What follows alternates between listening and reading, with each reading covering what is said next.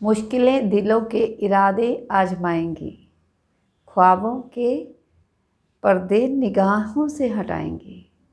गिर गिर के है तुझे संभलना, गिर गिर के है तुझे संभलना, ये ठोकरें ही तुझे चलना सिखाएंगी। हेलो एवरीवन, आज मैं आप सबके सामने 3 चीज़ें बताना चाहूँगी जो कि ज़िंदगी को जीने के लिए बहुत ज़रूरी हैं।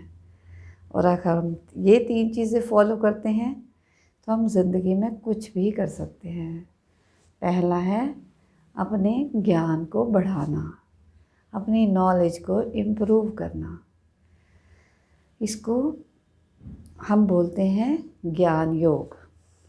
तो अपने ज्ञान को बढ़ाने के लिए हमें आज के हिसाब से खुद को अपडेट करना पड़ेगा। जो भी नॉलेज, इन्फॉर्मेशन, स्किल्स हमने पहले अपनी ज़िंदगी में, हम लाइफ में प्राप्त किए हैं, आज के अकॉर्डिंगली हमें अपने आप को अपडेट करना पड़ेगा। हमें एक लाइफ लॉन्ग लर्नर बनना पड़ेगा। और अगर हम सीखते हैं तो हमारा कॉन्फिडेंस लेवल बढ़ता है।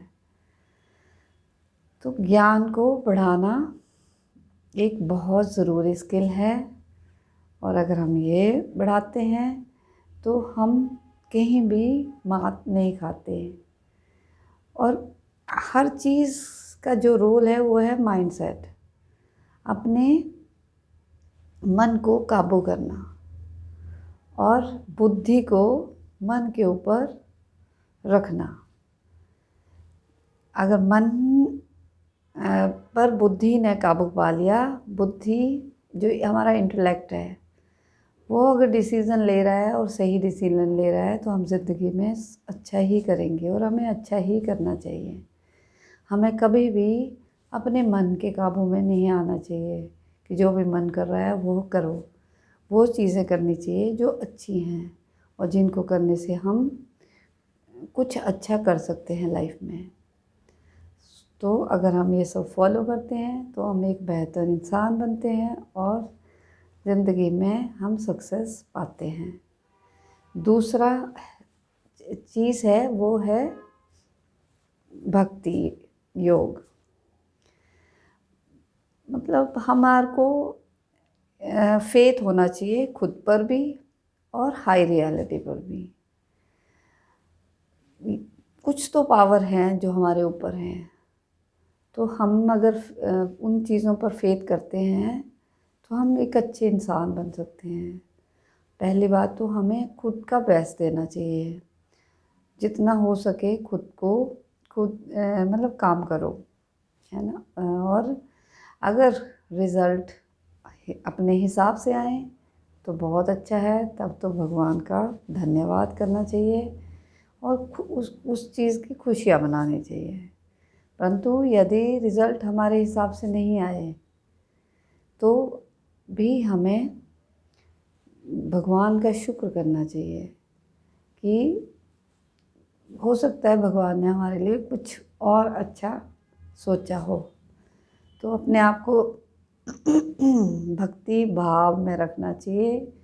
एक खुद समझना चाहिए कि कुछ ना कुछ पावर हैं जो हमारे ऊपर हैं और हमें अच्छे काम करने हैं, हमें किसी का बुरा नहीं करना और अपने आप को बेहतर बनाना है और साथ साथ दूसरों के बेहतर बनने में भी अपना योगदान देना है। तीसरा चीज़ है जो बहुत ज़रूरी है वो है कर्म योग। अपने कर्म करे जाओ और फल की इच्छा ना करो और खुद को इम्प्रूव करते रहो और खुद पर काम करते रहो। अगर हम बहुत बड़ा बड़ा सोचते हैं परंतु उस बड़े सोचने के लिए अगर हम मेहनत नहीं करेंगे तो हमें कुछ भी नहीं मिलेगा, वो सिर्फ इमेजिनेशन हो जाएंगे। अगर हमने कुछ बड़ा सोचा है तो उसके लिए हमें बड़े एफ़र्ट्स भी करने पड़ेंगे। बिना एफ़र्ट्स किए कुछ भी नहीं मिलता। जैसे कि मैंने सोचा कि मुझे अपनी स्पीकिंग स्किल इम्प्रूव करनी है, परंतु यदि मैं सोचती ही रहती कि काश मैं उस तरह से बोल पाऊँ, उस अच्छे स्पीकर की तरह बोल सकूँ।